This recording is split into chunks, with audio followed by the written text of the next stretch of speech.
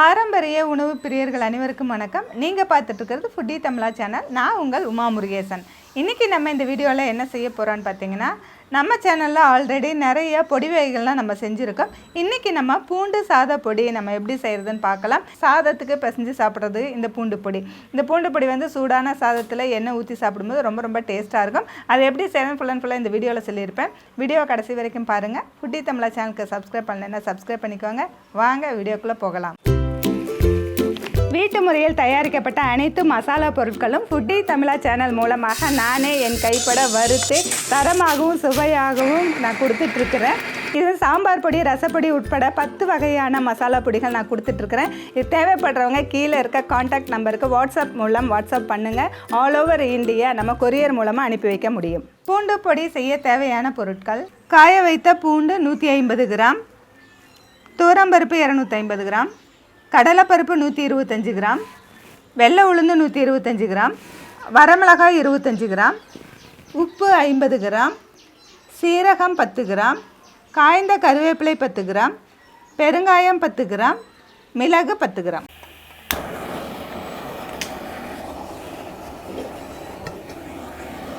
நம்ம பூண்டு பொடி செய்கிறதுக்கு நம்ம இந்த எடுத்து வச்சிருக்க பொருட்கள்லாம் வறுக்கிறதுக்காக நம்ம வந்து வெயிட்டான வடை சட்டி, அதாவது அடிகனமான பாத்திரத்தில் தான் நீங்கள் வறுக்கணும். அப்போ தான் வந்து ஒரே மாதிரி வறுபடும். அதனால் நம்ம வந்து அடிகனமான நம்ம வடை சட்டி இது வச்சுருக்கோம். நம்ம எடுத்து வச்சுருக்கிற துவரம்பருப்பு ஃபஸ்ட்டு வறுத்துக்கலாம்.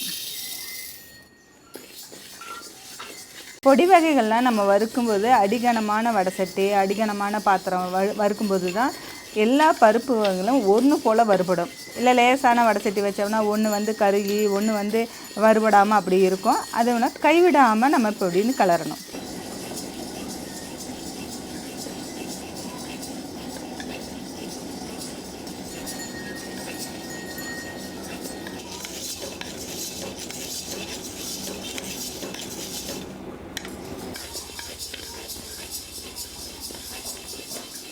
இப்போ வந்து நல்லா வறுபட்டுருச்சு, எடுத்துக்கலாம். அடுத்தது கடலைப்பருப்பு வறுத்துக்கலாம்.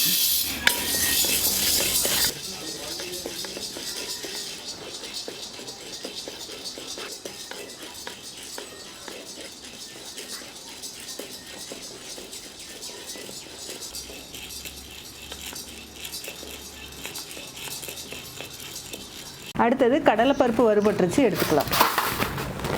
அடுத்தது வெள்ளை உளுந்து வறுத்துக்கலாம்.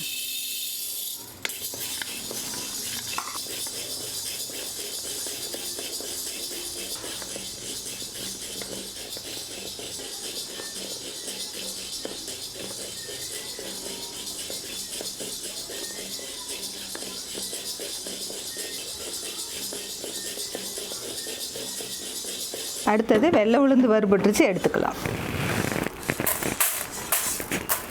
அடுத்தது நம்ம காய வச்சு எடுத்துருக்குறோம் பூண்டு. நம்ம பச்சை பூண்டாக இருந்தால் கொஞ்சமாக நல்லெண்ணெய் சேர்த்து அதை வந்து தட்டி போடணும். நம்ம வந்து இது ஏற்கனவே நல்லா காய வச்சு எடுத்த பூண்டு.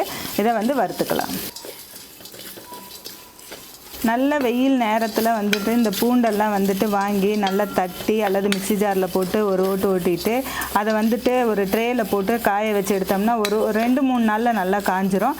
கொஞ்சம் வெயில் கம்மியாக இருந்தால் 1 வாரம் ஆகும் காயறதுக்கு. இதை நல்லா காய வச்சு எடுத்து வச்சிட்டோம்னா இந்த மாதிரி பொடி வகைகள் அரைக்கிறதுக்கு வந்து நம்ம எண்ணெய் சேர்த்தாமல் இப்படி ப்ளைனாக நம்ம வறுத்து போட்டுக்கலாம். அப்போ வந்து பொடி வந்து ரொம்ப நாளைக்கு வச்சு யூஸ் பண்ணும்போது எந்த வாசனையும் வராமல் இருக்கும். நம்ம அது கூடவே காய வைத்த கருவேப்பிலையும் போட்டுக்கலாம்.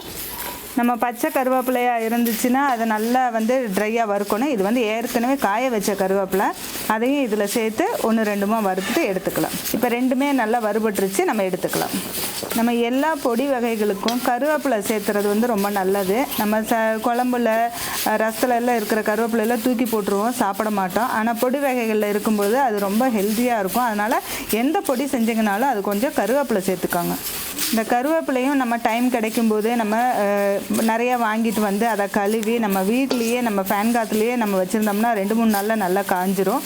அதுக்கப்புறம் எடுத்து நம்ம ஸ்டோர் பண்ணி வச்சுக்கலாம். இந்த மாதிரி பொடி வகைகள் செய்யும்போது ரொம்ப ஈஸியாக இருக்கும். 2மே நல்லா வறுபட்டுருச்சு, எடுத்துக்கலாம். அடுத்தது எடுத்து வச்சுருக்க சீரகம் சேர்த்துக்கலாம். அடுத்தது அது கூட மிளகு சேர்த்துக்கலாம்.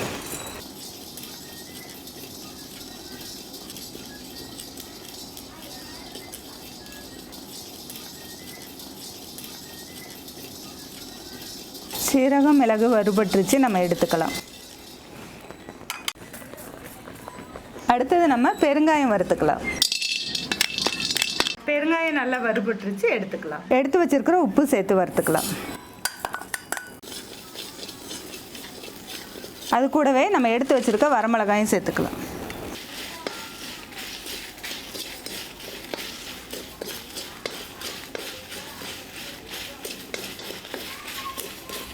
இப்போ ரெண்டுமே வறுபட்டுருச்சு, நம்ம எடுத்துக்கலாம்.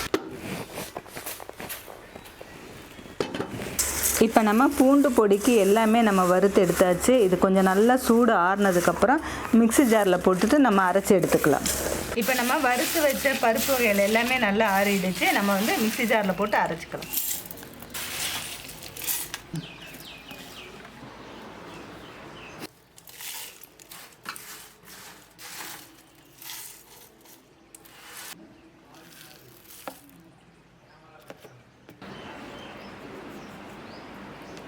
இப்போ பார்த்திங்கன்னா பொடி எல்லாமே நல்லா அரைச்சாச்சு. எல்லாத்தையுமே ஒன்றா மிக்ஸ் பண்ணிக்கலாம்.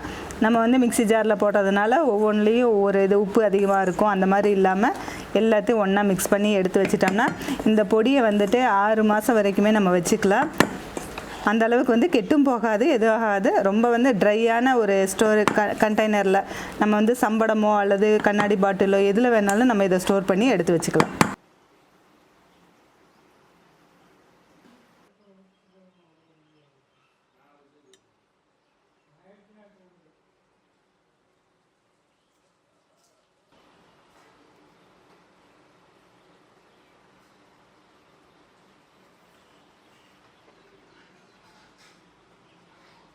இப்போ நம்ம சூப்பரான பூண்டு பொடி செஞ்சு முடிச்சிருக்கோம்.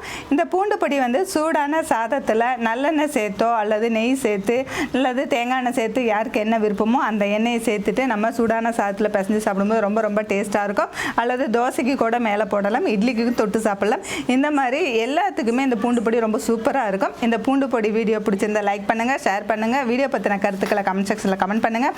ஃபுட்டி தமிழா சேனலுக்கு சப்ஸ்கிரைப் பண்ணலைன்னா சப்ஸ்கிரைப் பண்ணிக்கோங்க. மீண்டும் அடுத்த வீடியோவில் சந்திக்கலாம்.